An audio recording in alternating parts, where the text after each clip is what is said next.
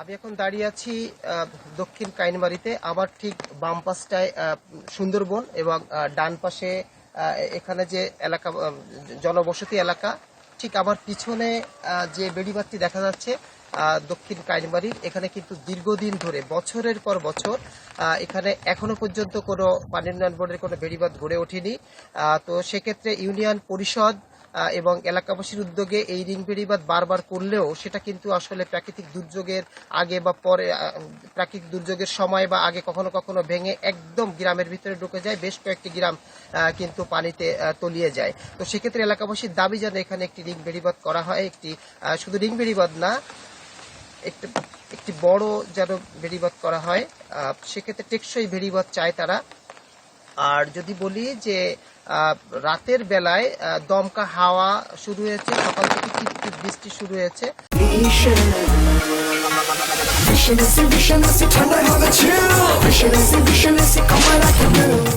কিন্তু আসলে কেউই ঘূর্ণিঝড় আশ্রয় কেন্দ্রে যায়নি। তো সেক্ষেত্রে এলাকাবাসীর সাথে কথা হয়েছে, তারা যেটা বলেছে যে যেহেতু ঝড় ছাড়ে নাই, জোরে বৃষ্টি পড়ে নাই, এই জন্য ঝড়ের এখনো সম্ভাবনা নাকি নাই, বা তারা সেই আশটা করতে পারেনি, যার কারণে কিন্তু এখনো তারা বাড়িতে রয়েছে, কেউই ঘূর্ণিঝড় আশ্রয় কেন্দ্রে যায়নি।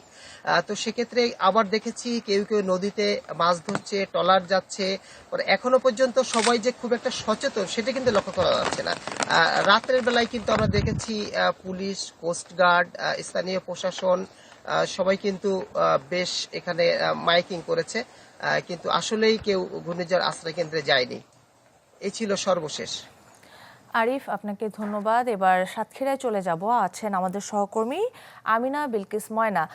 ময়না, আমরা যেটা দেখছিলাম যে বাগেরহাটে সাধারণ মানুষ এখনো সতর্ক নয়, এখনো তারা অবস্থান করছে তাদের বাসাবাড়িতে এবং আশ্রয়কেন্দ্রে যায় নাই। সাতক্ষীরার কি অবস্থা একটু আমাদেরকে জানাবেন।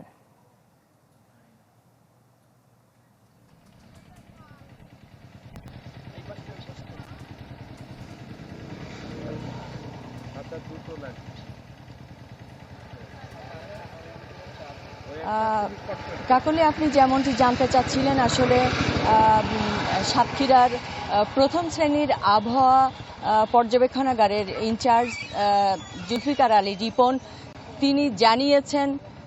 তিনি জানিয়েছেন যে ঝড় এখান থেকে 300 কিলোমিটার দূরে আছে এবং 7 নম্বর বিপদ সংকেত দেখানো হয়েছে। সাতক্ষীরার যে উপকূলীয় দুটি উপজেলা শ্যামনগর এবং আশাশুনি, সেই শ্যামনগর এবং আশাশুনির বেড়িবাঁধগুলোর নাজুক অবস্থা, বিপন্ন অবস্থা।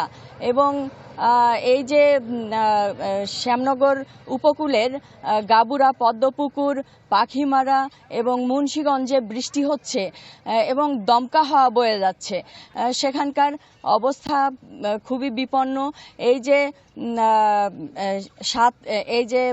29 মেতে ন্যাংরাম পাড়ার কথা ছিল, কিন্তু এই যে রেমাল যে ঘূর্ণিঝড়টি আসছে, এই ঘূর্ণিঝড়ে পড়ে যাবে ভেবে যারা আম ব্যবসায়ী এবং আম চাষি তারা কিন্তু আগে থেকেই আম পাড়া শুরু করেছে।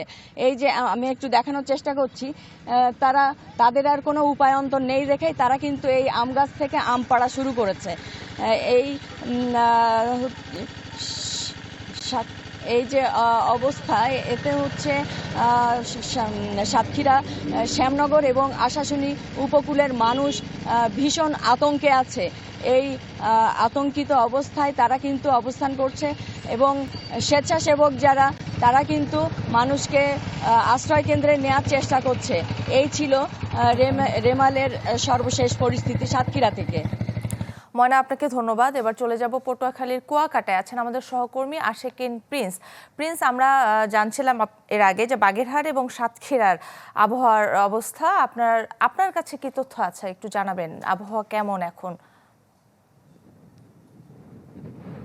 কাকলি, ঘূর্ণিঝড় রিমালের যে প্রভাব তা এরই মধ্যে পড়েছে উপকূলীয় জেলা পটুয়াখালীতে, এবং আমি এখন রয়েছি পটুয়াখালীর কুয়াকাটার সমুদ্র সৈকতে।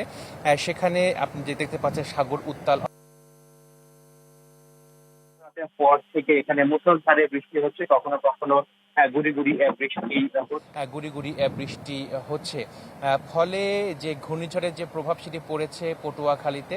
এবং গতকাল আবহাওয়া অফিসের পক্ষ থেকে বলা হয়েছিল যে মূলত আজকে সকাল থেকেই ঘূর্ণিঝড় রিমালের যে অগ্রভাগ সেটি উপকূলের দিকে চলে আসবে। মূলত বলা যায় যে সেই যে তথ্য, সেই তথ্যটি অনুযায়ী ঘূর্ণিঝড়ের যে প্রভাব তা এরই মধ্যে শুরু হয়েছে উপকূলীয় জেলা পটুয়াখালীতে।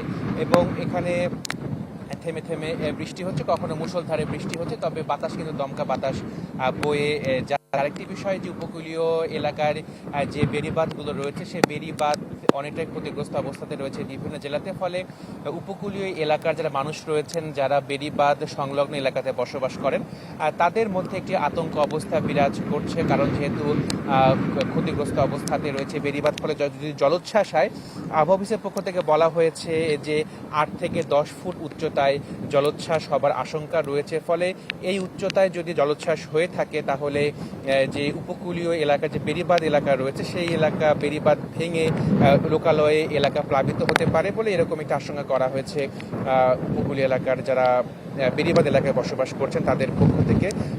আর আজকে সন্ধ্যা নাগাদ মূলত এই ঘূর্ণিঝড়ের যে মূল যে কেন্দ্র, সেই মূল কেন্দ্রটি বাংলাদেশের উপকূলীয় এলাকা খেপুপাড়া এবং পশ্চিমবঙ্গের সাগরদ্বীপ এলাকার মাঝামাঝি অবস্থান দিয়ে এটি মূল কেন্দ্র, সেটি বাংলাদেশের উপকূলীয় এলাকা অতিক্রম করবে। তো এখন পর্যন্ত কিন্তু কোনো এই ঘূর্ণিঝড়ের প্রভাবের কারণে যে ক্ষয়ক্ষতি, সেই ক্ষয়ক্ষতির প্রভাব এখনো কোনো প্রভাব পড়েনি বা তথ্য আমাদের কাছে নেই। তবে ঘূর্ণিঝড়ের যে প্রভাব, ঝোড়ো বাতাস, বৃষ্টি, সেটি এর মধ্যে পটুয়াখালী এলাকাতে শুরু হয়েছে। প্রিন্স, আপনাকে ধন্যবাদ, নিরাপদে থাকবেন।